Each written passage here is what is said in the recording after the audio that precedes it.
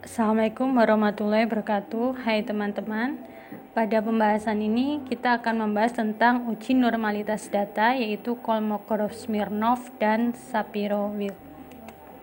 Jadi pembahasannya adalah kita akan membahas tentang apa itu uji normalitas, kemudian tentang uji Kolmogorov-Smirnov, kemudian uji Shapiro-Wilk, dan untuk penghitungan SPSS pada uji Kolmogorov-Smirnov dan uji Shapiro-Wilk. Uji normalitas data berkaitan dengan ketepatan dalam memilih uji statistik yang akan dilakukan. Jadi sebagai prasyarat ketika menghitung uji normalitas data, maka menjadi syarat akan melakukan uji apalagi dalam statistik yang akan dilakukannya. Kemudian pengujian ini digunakan untuk mengetahui normal atau tidaknya suatu distribusi data. Pengujian ini digunakan untuk mengetahui normal tidaknya suatu distribusi data. Jadi jika data ini berdistribusi normal, maka menggunakan uji statistik lanjut, yaitu uji parametrik.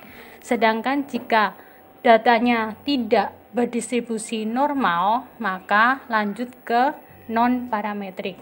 Asumsi dasar statistik parametrik yaitu asumsi dasar atau persyaratan data sampel harusnya memenuhi persyaratan bahwa data berdistribusi normal. Jenis analisisnya yaitu semua jenis statistik parametrik. Data sampel memenuhi persyaratan yaitu memiliki varian yang sama atau homogenitas. Itu adalah pembahasan yang telah dibahas sebelum normalitas ini. Itu jenis analisisnya adalah t-test, ANOVA, dan uji multivariat. Hipotesis untuk uji normalitas yaitu H0, sampel berasal dari populasi berdistribusi normal. H1-nya bukan H0, yaitu sampel berasal dari populasi tidak berdistribusi normal. Sekarang ke uji Kolmogorov-Smirnov, yaitu konsep dasar dari uji Kolmogorov-Smirnov dengan membandingkan distribusi data dengan distribusi baku. Metode Kolmogorov-Smirnov tidak jauh beda dengan metode Lilliefors.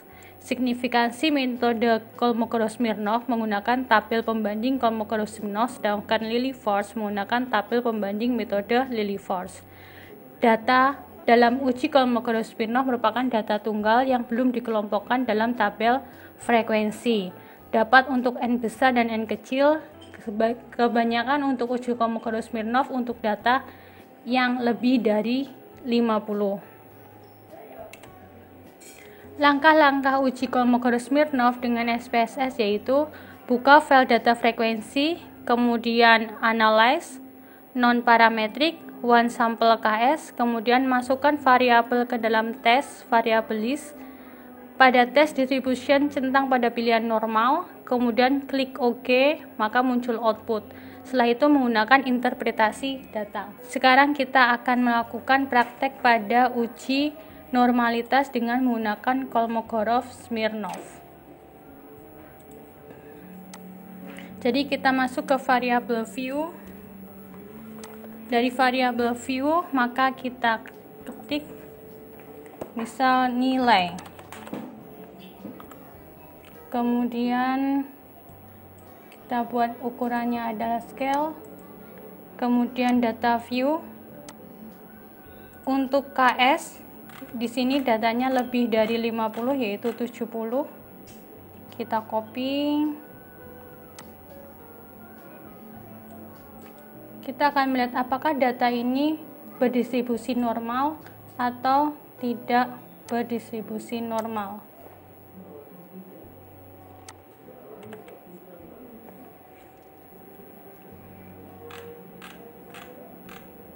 Oke, 1-70, kemudian analyze,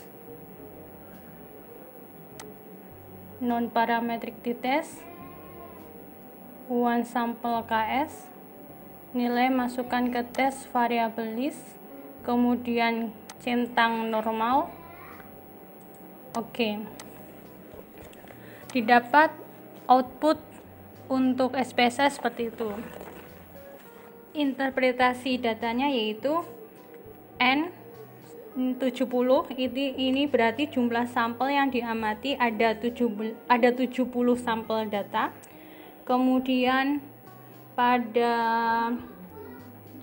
ada nilai Kolmogorov-Smirnov sama dengan 0,146, kemudian asimtot signifikannya adalah 0,001. Karena kurang dari 0,05 pada uji normalitas dengan Kolmogorov-Smirnov, maka data di sini adalah tidak berdistribusi normal karena kurang dari nilai signifikan. Oke, sekarang kita lanjut. Setelah ke Kolmogorov-Smirnov, kita ke uji Shapiro-Wilk. Shapiro-Wilk akan efektif dan valid digunakan untuk data yang berjumlah kecil, yaitu kurang dari 50. Metode Shapiro-Wilk menggunakan data dasar yang belum diolah dalam tabel distribusi frekuensi. Data berasal dari random sampling. Langkah-langkah SPSS untuk uji Shapiro-Wilk yaitu tulis pada variabel view hasil nilai atau kelasnya, isi data view, kemudian menu analyze, descriptive statistic, explore. Masukkan variabel pada kotak dependent list, kemudian klik plot, normality plot with test, kemudian continue. Kriteria pengujian, jika nilai signifikan lebih dari 0,05 maka data berdistribusi normal. Jika nilai sig kurang dari 0,05 maka data tidak berdistribusi normal. Kita lakukan analisis untuk uji SPSS.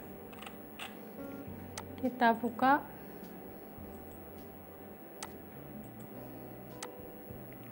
Klik variabel view, kemudian tulis nilai,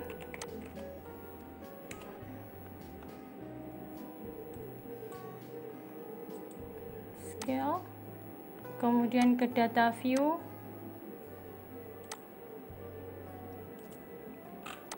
kita buat data dengan banyak sampel sebanyak 25, copy, kemudian paste,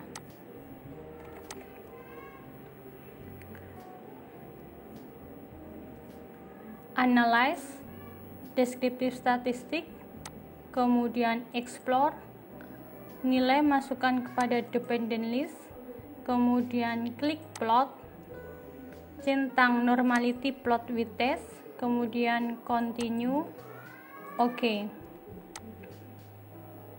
Nah,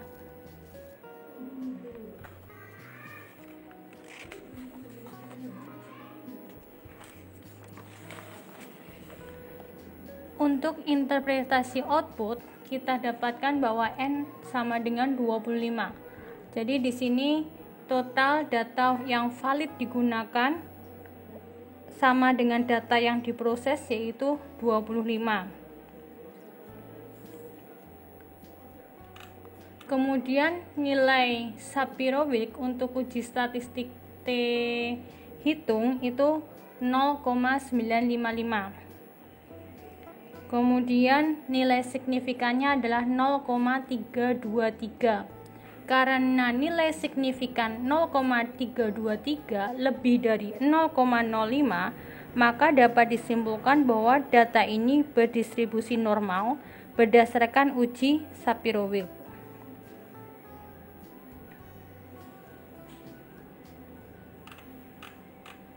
Kemudian jika kita melakukan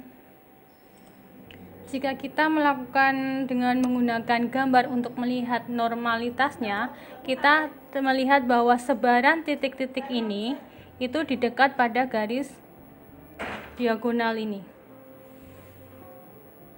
Maka dapat dikatakan bahwa data ini memang berdistribusi normal.